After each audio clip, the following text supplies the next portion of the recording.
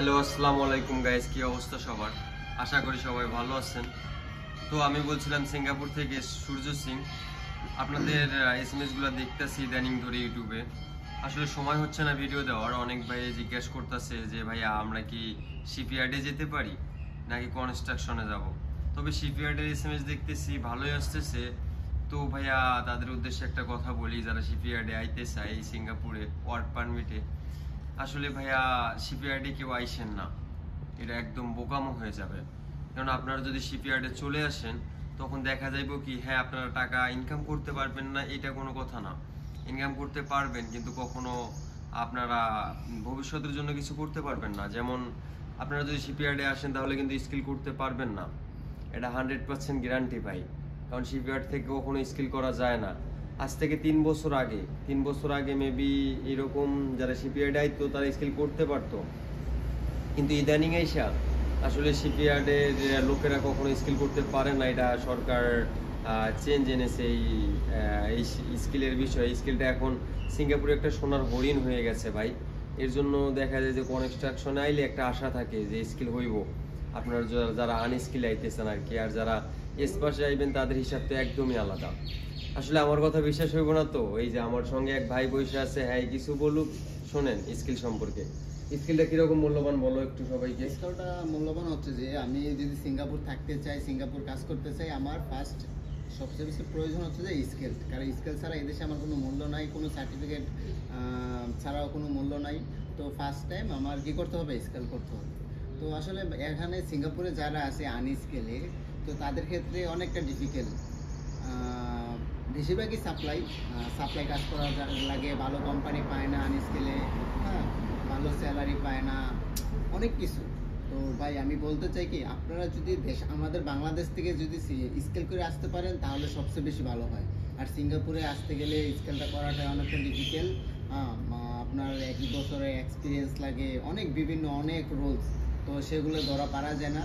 আমাদের বাংলাদেশে হয়তো বংশং দিয়ে আমরা স্কেল করতে পারি, অনেক টাকা পয়সা দিয়ে আমরা স্কেল করতে পারি, কিন্তু ভাই সিঙ্গাপুর চাইলেও আছে না, স্কেলটা করা যায় না। করা যায়, আপনার 1 বছরের এক্সপিরিয়েন্স লাগে, অনেক কিছু। তো ভাই বলছি কি, আপনারা যদি সিঙ্গাপুর আসতেই চান, যে এজেন্টের মাধ্যমে আসেন, ভালোভাবে কথা বলে, ভালোভাবে সব কিছু জিজ্ঞাসা করে, যাচাই করে আপনারা আসবেন। আর যদি শিপইয়ার্ডে আসতে চান, যারা বলতেছেন যে আমরা ভাই শিপইয়ার্ডে যাবো বা শিপইয়ার্ডে কাজ করবো, তো ভাই শিপইয়ার্ডে হচ্ছে যে আপনি কাজ করতে পারবেন, সবসময় ডিউটি পাবেন, সবসময় কাজ করতে পারবেন, টাকা পয়সা ইনকাম করতে পারবেন, কিন্তু হয়েছে যে আপনি যদি স্কিলটাই না করতে পারেন তাহলে তো সিঙ্গাপুর আপনার কোনো মূল্য নেই।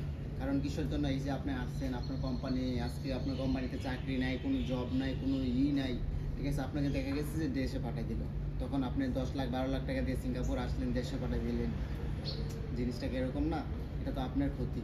তো আমি বলি কি, যদি আসেন কনস্ট্রাকশনে আসেন, হ্যাঁ আপনি স্কেল করতে পারবেন, কোনো সমস্যা নাই, কিন্তু আসার আগে একটু চিন্তা ভাবনা করে ভালোভাবে যাচাই করে এজেন্টের সাথে তারপরে আপনারা আসবেন।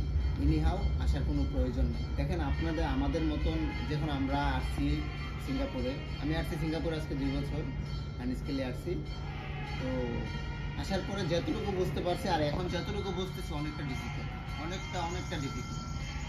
তো আসার পরে আপনারা ভালোভাবে আপনাদের জব কি বলবে যে আমি তোমাকে এই জব দিব, ওই জব দিব, কিন্তু ভাই সিঙ্গাপুরে আপনার কোনো রেস্টুরেন্টের, কোনো 5 স্টার হোটেলের, কোনো একটা ভিআইপি অফিসের এরকম কোনো জব নেই ভাই। এই দেশে অনেক হার্ড জব, শিপইয়ার্ডের, কনস্ট্রাকশনের। তো যেমনই হোক, যদি আপনারা আসতে চান, এজেন্টের সাথে কথা বলে সব কিছু যাচাই করে তারপর আপনারা আসবেন। তবে আপনাদেরকে একটা কথাই বলি, এই যে কথাগুলো শুনলেন, ভাই যে কথাগুলো বললো, আসলে এই কথাগুলোর মধ্যে একটু কিঞ্চিত পরিমাণ মিথ্যা নেই। কেননা পৃথিবীর বুকে সবচেয়ে হার্ড এবং পরিশ্রমী দেশ যদি বলা হয়, এটা হচ্ছে সিঙ্গাপুর। এটা একদম সত্য, এটা মানতে হবে। সো আপনাদেরকে একটা কথা বলি কি, এই যে আনস্কিলে যারা আইতে চাইতেছেন, ভয় করবেন না ভাই। তবে অনেক ভালো কোম্পানি আছে, সাপ্লাই কোম্পানি, আপনাদেরকে যদি সেরকম এগ্রিমেন্ট করে যে আসলে আমরা এনে দেওয়ার পরে স্কিল করাই দেব, সেক্ষেত্রে ভাই আইতে পারেন। আসলে আমি কখনো কাউকে ভয় দেখাইতে চাই না।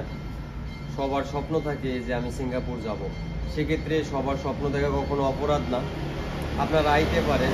এখানে হয়তো বা আইলে কিছুদিন স্ট্রাগল করতে একটু কষ্ট হবে সাপ্লাই কোম্পানিতে, কিন্তু আপনারা বিভিন্ন রকম কাজ শিখতে পারবেন।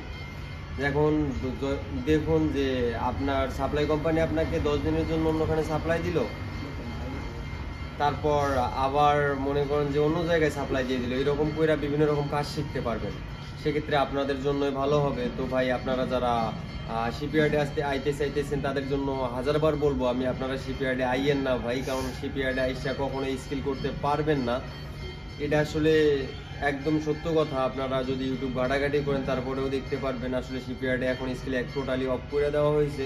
আপনারা যদি 7 লাখ টাকা দিয়ে শিপইয়ার্ডে আহেন ভাই, আর 2-3 লাখ টাকা ভরাইলে কিন্তু কনস্ট্রাকশনে চলে আইতে পারেন।